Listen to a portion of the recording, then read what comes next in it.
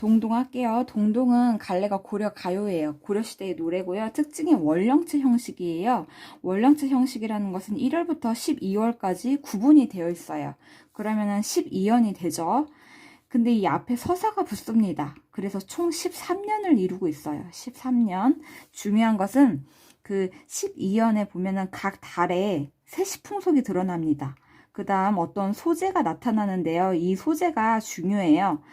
님을 의미할 때가 있고요. 화자를 의미할 때가 있고요. 님과 대조될 때 있고 화자와 대조될 때가 있어요.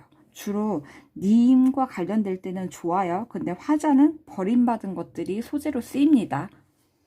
내용은 이별가예요. 이별의 노래이고요. 화자는 여자예요. 그래서 분석해 볼게요. 처음은 이제 서사고요. 내용은 송도입니다. 송도라는 것은 덕과 복을 빌어주는 거예요. 읽어보면 덕은 신령님께 바치고 복은 임금님께 바치고 하면서 덕과 복을 바치면서 빌어주고 있어요. 이게 바로 송도예요. 덕이여 복이라 하는 것을 드리러 오십시오. 아우 동동다리. 아우 동동다리는 후렴구예요. 그래서 후렴구의 기능 두 가지 알아볼게요. 동동은요 악기 소리예요. 북소리거든요. 그래서 흥을 높여줍니다.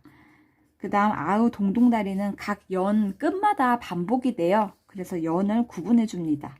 연마다 반복돼서 연을 구분해 줍니다. 그래서 두 가지 기능 알아보았어요.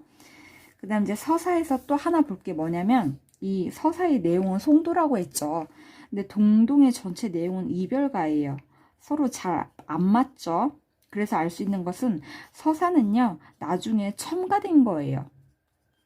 뭐 이게 무슨 말이냐면 원래 고려가요는 평민이 부르던 건데 나중에 궁중으로 편입이 되잖아요.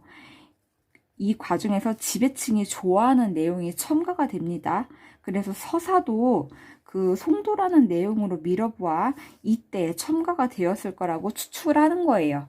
그래서 서사, 송도, 첨가 이렇게 외우시면 되겠죠. 서사, 송도, 첨가. 네, 이제 1월부터 볼게요. 1월은 정월이고요. 정월 냇물은 아으 감탄사예요. 얼고 녹고 하는데 냇물은요 서로 뒤엉켜서 얼고 녹고 합니다. 누리 가운데 나고모마 홀로 낼서 온누리 세상이에요. 세상 가운데 태어난 이 몸은 화자겠죠. 이 내 몸은 홀로 낼서 홀로 지내고 있구나 하면서 화자의 고독과 그 외로움을 드러내고 있습니다. 이별했다고 했죠. 그래서 여기서 중요한 것은 대조예요. 이 냇물은 서로 뒤엉켜서 얼고 녹고 하죠. 근데 내 몸은 혼자 지내고 있어요. 그래서 대조가 됩니다. 그 다음 아우 동동다리 이거 후렴구라고 했죠. 후렴구의 기능 두 가지 흥을 높여주고요. 연마다 반복돼서 연을 구분해 줍니다. 1월 봤고요. 그 다음 2월 보름에 아으는 감탄사고요. 높이 켠 등불 같다. 높이 켠 등불 이거 좋죠. 그래서 님을 의미합니다. 바로 님의 인격이에요. 님의 인격이 높이 켠 등불 같다. 만인을 비춰줄 모습이셨다 하면서 님을 예찬하고 있습니다.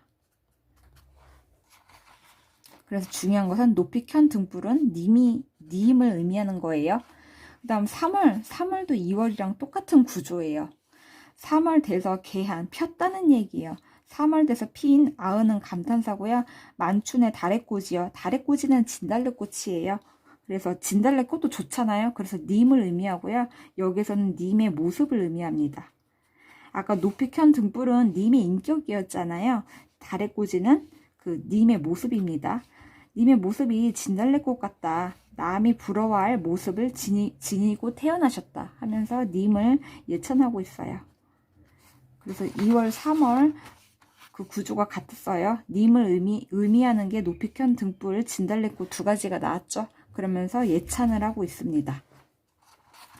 다음 4월 할게요. 4월 아니 잊어 아으 오실서 깨꼬리새요. 아으는 감탄사고요. 이 깨꼬리새는요. 아니 잊어서 다시 돌아왔습니다. 다시 돌아온 깨꼬리. 근데 무슨 일로 녹사님만 옛 나를 잊고 계신가. 근데 녹사님은 아직 돌아오지 않았어요. 그래서 깨꼬리새와 이 녹사님이 대조가 되고 있습니다. 그 다음 녹사님은 옛 나를 잊고 계신가 하면서 무심한 님을 원망하고 있어요. 그 다음 또 중요한 게 이 녹사님은요. 이 녹사가 바로 고려시대 벼슬 이름입니다. 그래서 알 수 있는 것은 님의 신분을 알 수 있어요. 신분을 알 수 있고요. 님이 남자라는 것도 알 수 있겠죠. 그러면 반대로 화자는 여자겠죠. 그래서 여성 화자라고 하는 거예요. 5월 5일에 아은은 감탄사고요. 술인날 단오날 아침에 먹는 약은, 여기에서 이제 세시풍속이 드러나요. 이 단오날 아침에는요, 약을 먹었는데 이 약을 장수를 기원하면서 먹었던 약이에요. 그래서 이 약은 즈문에 천년을 장수하실 약이라서 바치옵니다. 님한테 바치는 거겠죠. 그래서 여기에서 드러나는 약은 님에 대한 사랑과 정성이에요. 이 약을 바치옵니다. 6월 보름에 벼랑에 버린 빛 같다. 갑자기 6월에 빛이 나왔어요. 이 세시풍속이랑 관련이 되어 있는데요. 6월에는 이제 흐르는 물에 머리를 감았어요. 그런 세시풍속이 있었는데 머리를 감으면서 빛으로 빗었겠죠. 그래서 빛이 이렇게 소재로 나온 거고요. 벼랑에 버린 빛, 얘는 화자를 의미합니다. 그리고 벼랑에 버렸다고 했으니까 버림받은 그 처지를 드러내고 있어요. 버림받은 처지.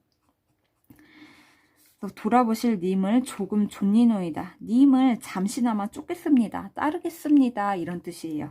해석하면은 화자는 버림을 받았지만 그래도 불구하고 님을 따르겠습니다. 쫓겠습니다. 이런 뜻이에요. 그다음 7월 보름에 아은은 감탄사고요. 백종이에요. 세시풍속이 백중이라고 해서 이때는 이제 음식을 장만하고 노래하고 춤추며 놀았어요. 이 백중에 배하여 두고 음식을 장만해두고 님을 한데 여고자, 여다는 지낸다라는 뜻이죠. 님과 함께 지내고자 소원을 비웁니다 하면서 화자의 소원이 드러나 있어요. 님과 함께 지내고 싶습니다. 다음 8월 할게요. 8월 보름은 감탄사고요. 한가위 날이에요. 세시풍속 드러나죠. 그치만 님을 모셔서 지내야지. 여다는 지내다라는 뜻이에요. 그렇게 지내야지만 오늘이 한가위입니다. 님이 없으면 그냥 고독하겠죠. 님이 있어야 한가위가 되는 거예요. 다음 9월 9일에 아은은 감탄사고요. 약이라고 먹는 황화, 노란 국화예요. 국화. 이때는 세시풍속이 뭐였냐면은 중앙절이라고 해서요. 그 노란색 국화를 부침개로 지져 먹거나 아니면은 술에 띄어서 먹었어요. 그래서 약이라고 먹는 국화, 황화. 꽃이 집 안에 드니 새서 감안하여라. 새서 감안하여라. 이 뜻은 집이 적막하구나 이런 뜻이에요. 그래서 님이 없는 그 쓸쓸함을 드러내고 있습니다. 꽃이 집 안에 들어도 님이 없으니까 적막하고 쓸쓸한 거예요. 그다음 10월에 아은은 감탄사고요. 점이연 바랏 보리수나무 같다. 이거는 화자를 의미합니다. 화자가 버림받은 그 처지를 드러내고 있어요. 버림받은 처지. 꺾어버리신 후에 지니실 한 분이 없으셨다. 나를 지녀줄 그 님, 그 한 분이 없으셨다 하면서 신세한탄을 하고 있어요. 그 다음 11월 붕당자리에 한섬 덮어 누워. 11월 이제 추운 계절이 되었죠. 이때 한섬은 이불이에요. 이불을 덮고 누웠어요. 혼자 누워있는 거겠죠. 그래서 독수공방이라는 걸 알 수 있고요. 슬픕니다. 화자의 정서가 직접적으로 드러나 있어요. 고음님과 이별해서 스시om은 제각각이에요. 제각각 지내고 있구나 하면서 그 슬픔의 이유가 드러나 있죠. 헤어져서 제각각 따로 지내고 있다. 그 다음 12월 분디나무로 깎은, 이 나무로 깎은 날 반에 져다오라. 저는 젓가락이에요. 그래서 분디나무로 깎은 젓가락 같다. 반은 소반, 그 밥상 위에요. 밥상 위에 젓가락 같다. 이 젓가락은요 화자를 의미합니다. 그래서 님이 앞에 들어서 올려놨는데 손님, 다른 사람이 가져다 물었습니다. 그래서 이제 젓가락을 다른 손님, 다른 사람이 가져다 물었다. 이 말은 화자가 다른 사람한테 시집을 갔다라는 얘기예요. 결국 님과 화자는 이루어지지 못하고 이별을 한 거예요. 그래서 여기까지 이제 정리를 한 거고요. 그 다음 내용을 볼게요. 처음 서사에서는 송도가 나왔죠. 그 다음에 연모의 내용이 나왔어요. 님을 사랑하는 내용 나왔고요. 그 다음 이별하는 내용도 나왔죠. 형식 보면은 그 원령체 형식이라고 했죠. 그래서 앞에 서사가 붙어서 12연이랑 합쳐져가지고 총 13년이라고 했고요. 그 다음에 그 고려가요의 형식, 사문보, 그 다음에 후렴구, 아우 동동다리 후렴구 있었고요. 그 다음에 분연치였죠. 분연치, 연이 총 13년이라고 했어요. 그 다음 표현 보면은 각 달에 그 세시풍속이 드러나 있고요. 그 비유가 쓰였죠. 그래서 비유가 님을 의미할 때가 있었고 화자를 의미할 때가 있었고 그 다음 대조가 될 때가 있었죠. 그래서 님을 의미할 때는 주로 좋은 거였어요. 근데 화자를 의미할 때는 주로 버림받은 것. 그 다음 각각 그 대조되는 것들이 있었죠. 여기까지 정리할게요.